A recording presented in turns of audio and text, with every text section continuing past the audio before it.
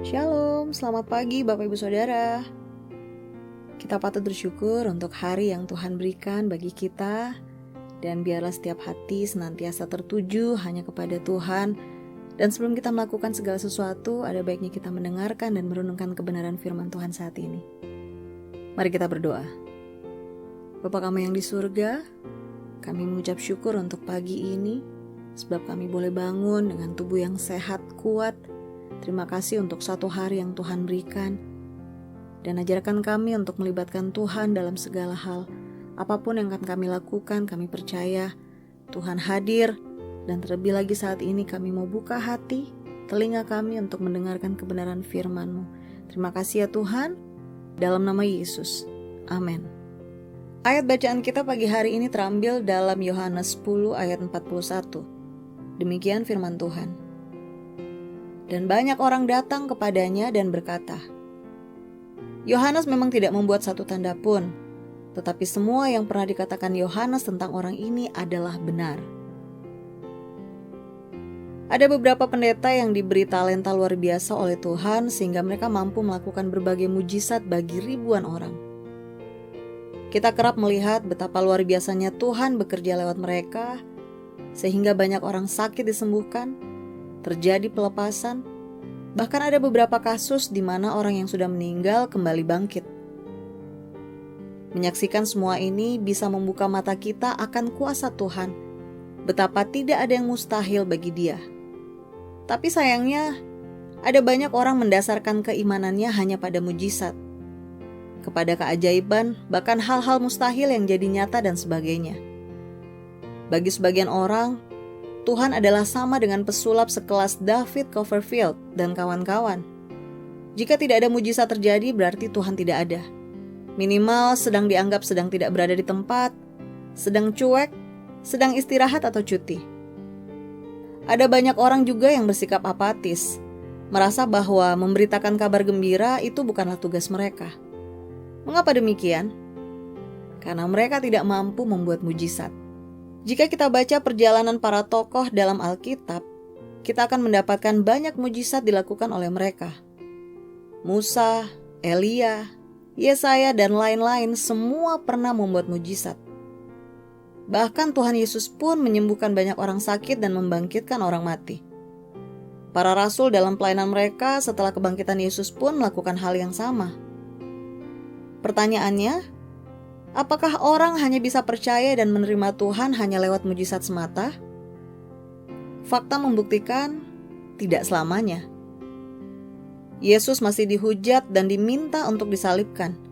Meski mujizat-mujizat yang dilakukan Yesus terjadi berulang kali di hadapan mereka. Pertanyaan kedua, apakah cara memberitakan Injil hanya bisa dilakukan lewat kuasa kesembuhan dan talenta-talenta yang mendatangkan keajaiban? Tidak. Dalam hal ini, kita bisa belajar dari cerita tentang Yohanes. Dalam masa hidupnya hingga meninggal, Yohanes tidak pernah melakukan tanda-tanda atau mujizat apapun.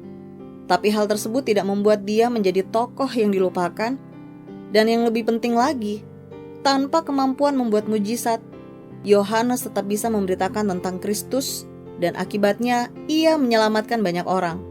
Bagaimana cara yang dilakukan Yohanes? Bukan dengan menyembuhkan, melainkan dengan menjadi saksi Kristus, memberi kesaksian bahwa Yesus adalah anak domba Allah yang menghapus dosa dunia. Saudara bisa baca dalam Yohanes 1 ayat 29. Yohanes mengabarkan kabar gembira dengan cara memperkatakan tentang Yesus. Ternyata hal tersebut cukup untuk membuat banyak orang percaya dan diselamatkan. Selain memperkatakan dan menjadi saksi Kristus, Yohanes juga memberitakan Injil lewat memberi nasihat. Terdapat dalam Lukas 3 ayat 18. Sebenarnya kita semua telah diberi kuasa untuk melakukan hal-hal yang sama, bahkan lebih jika kita percaya pada Yesus. Tapi bisa dimaklumi bahwa sebagian besar orang mungkin belum siap untuk itu atau masih perlu waktu untuk bertumbuh imannya.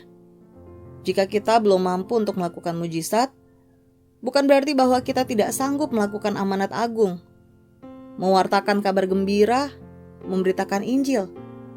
Bahkan untuk memberitakan Injil, Kita tidak dituntut untuk mampu membuat KKR, atau mampu menghidupkan orang mati, atau mampu menyembuhkan orang sakit dan melakukan berbagai mujizat dan sebagainya. Tapi cukup lewat memperkatakan Yesus, menjadi saksi, mengenalkan siapa Yesus kepada saudara-saudara kita. Apa yang kita alami ketika kita berjalan bersama Yesus, dan saat kita telah mengalami Tuhan, bisa kita angkat dalam serangkaian kata sebagai kesaksian kita. Mari belajarlah dari Yohanes yang memperkatakan apa yang ia lihat, apa yang ia alami dan ia saksikan, sehingga kita pun bisa mulai dari sekarang untuk menjadi murid Yesus sesungguhnya. Bukan hanya melakukan mujizat, tetapi memperkatakan dan menjadi saksi Kristus pun merupakan cara untuk memberitakan Injil. Amin. Kiranya renungan pagi ini bisa menjadi berkat bagi Bapak Ibu Saudara. Dan sebelum kita melakukan segala sesuatu pagi ini, mari kita berdoa.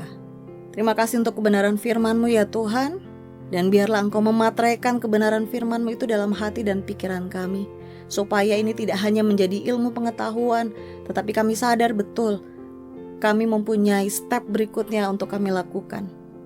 Karena itu Bapa, biarlah lewat kehidupan kami mampu menjadi saksi-Mu dimanapun kami berada. Berikan kami kekuatan dan kemampuan untuk bercerita tentang kabar baik, tentang kebaikan Tuhan Yesus yang sudah kami alami dan kami percaya. Setiap kesaksian kami, kebenaran yang keluar dari mulut kami, menjadi benih yang tumbuh subur bagi orang-orang yang mendengar. Terima kasih ya Tuhan. Pimpin setiap langkah kami, apapun yang akan kami kerjakan, kiranya Engkau memberkati. Dan sekali lagi kami mengucap syukur untuk hari ini. Terpujilah nama-Mu Tuhan, dalam nama Yesus Kristus. Amin. Selamat beraktivitas Bapak Ibu Saudara. Tuhan Yesus memberkati.